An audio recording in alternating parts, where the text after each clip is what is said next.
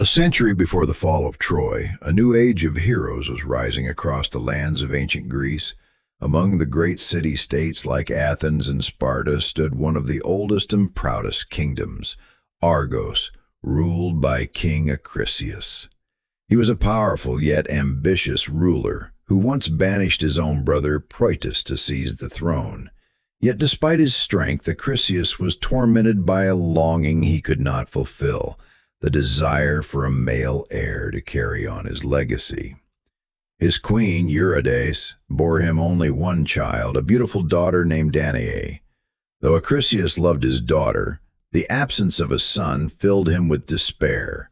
Desperate, Acrisius traveled to the oracle of Delphi, seeking answers, but the oracle offered him no hope. Instead, she revealed a terrifying prophecy.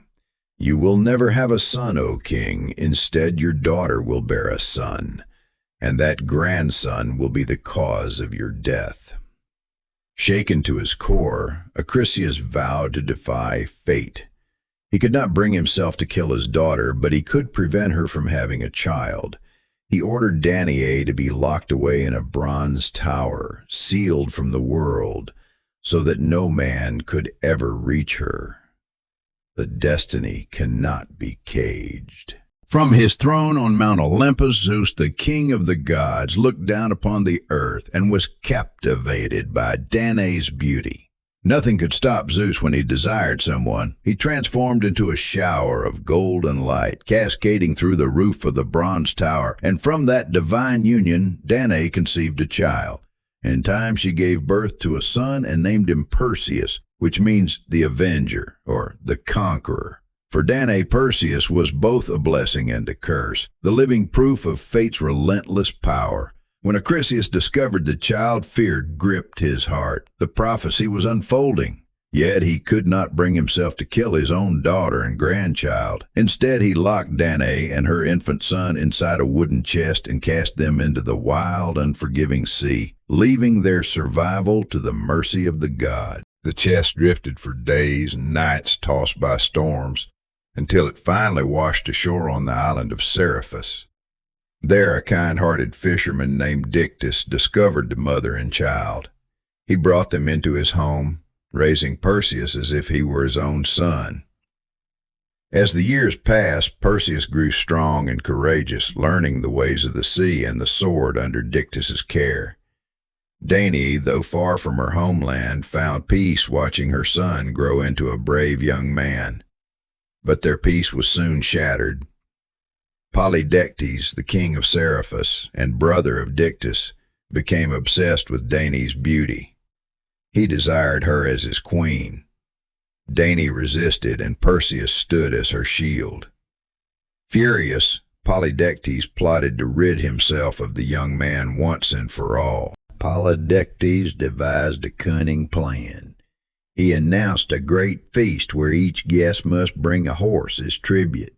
Perseus, having no riches to his name, boldly declared, "I will bring you a gift greater than any horse, the head of Medusa." This was exactly what Polydectes wanted, to send Perseus on a suicidal quest. But who was Medusa? Once, Medusa had been a breathtakingly beautiful woman, the mortal daughter of the sea gods Perseus and Cetus. She served as a priestess of Athena, vowing to remain chaste. Yet Poseidon, the mighty god of the sea, was consumed by desire for her. He violated Medusa inside Athena's temple. Athena, enraged at the desecration of her sacred temple, could not punish Poseidon. Instead, she cursed Medusa herself, transforming her flowing hair into a nest of venomous snakes, and turning her gaze into a weapon of stone. Any mortal who looked into her eyes would be petrified instantly. Medusa's two sisters were cursed alongside her, and together they became the fearsome Gorgons, banished to the edges of the known world. Knowing he could not face Medusa alone, Perseus prayed to the gods. His prayers were answered. Athena appeared, gifting him a shield polished like a mirror, and Hermes gave him a sword of unbreakable adamantine. The gods guided Perseus to the Graeae, three ancient sisters who shared one eye and one tooth among them. They were guardians of Medusa's secrets. Perseus cunningly stole their shared eye and held it hostage, forcing them to reveal the location of the nymphs who possessed the tools he would need.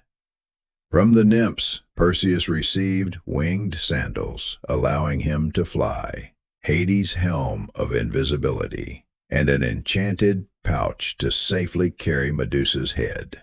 Armed with divine weapons, the son of Zeus set out on his perilous journey. Perseus soared over vast lands until he reached the desolate lair of the Gorgons. Around the cave lay countless stone statues, warriors who had dared to face Medusa and failed. Moving silently, Perseus used his mirrored shield to see Medusa's reflection, avoiding her deadly gaze. While she slept, he crept closer, and with one swift strike, severed her head. From her blood sprang a magnificent creature, Pegasus, the winged horse, born of Poseidon's essence within her.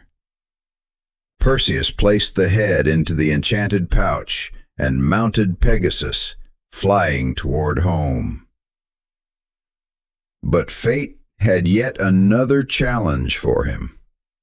As he crossed the coast of Ethiopia, Perseus spotted a young woman chained to a rock, waves crashing around her.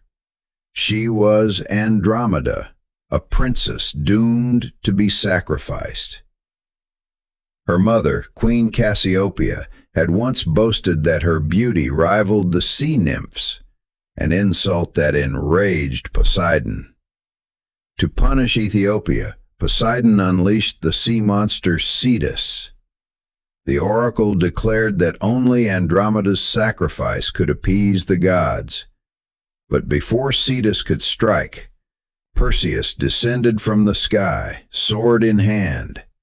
Riding Pegasus, he battled the sea monster and struck it down, saving Andromeda's life. Grateful, King Cepheus and Queen Cassiopeia granted him Andromeda's hand in marriage. Perseus, now with Andromeda by his side, returned to Seriphos. But the kingdom was not as he left it. Danae had gone into hiding, still pursued by the ruthless Polydectes. Enraged, Perseus stormed the palace. He drew Medusa's head from the pouch.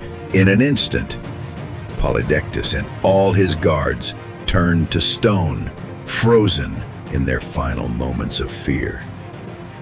Perseus placed Dictys on the throne of Seriphos as a just ruler and returned the divine weapons to the gods.